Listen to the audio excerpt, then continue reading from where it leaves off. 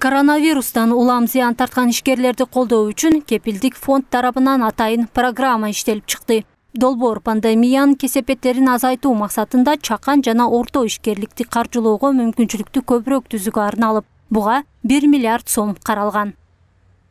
1 миллиардты биз жана эме менен беребиз, 10%тан жогору болбосун депчи. Калгандары рыночный базар экономикасында иштеп атабыз да.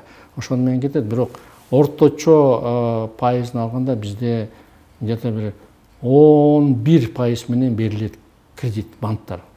Бирөөнүкү 16% болуп калсын, бирөөнүкү 12, бирөөнүкү 8, 9, орточо пайызды санасак, анда бир 11%-тын тегерегинде болот да. Учурда программа пилоттук режимде старт алып, мунун алкагында 10 ишкерге 35 миллион сом насыя берилген. Пилоттук режимдин аягына чейин дагы 50-дөн 100 миллионго чейин кредит берүү пландалууда. Каражат берилүүчү багыттар: айыл чарба продукциясын өндүрүү жана кайра иштетүү, өнөр жай, туризм, транспорт, экспортко багытталган жана импортту алмаштыруучу ишканалар, соода логистикалык борборлор жана жашылча сактоочу жайлар, инновациялык ишмердүүлүк, жаңы ишканаларды ачуу же иштин жаңы багыттары, коргонуучу медициналык каражаттарды жана жеке коргонуучу каражаттарды чыгаруу, билим берүү чөйрөсү, маалымат технологиялары.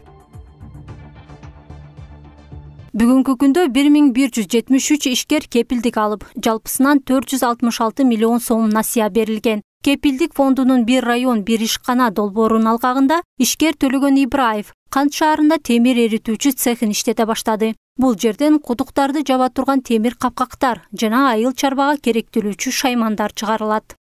Айылбанк менен гарантия фонддон кредит алганбыз. Ошондон кийин ритейл сектордук, ритейл сектор боюнча айыл чарба шаймандарды курганга жасаганбыз. Азыр айыл чарба шаймандардан соконун тиштерин, фрезанын тиштерин,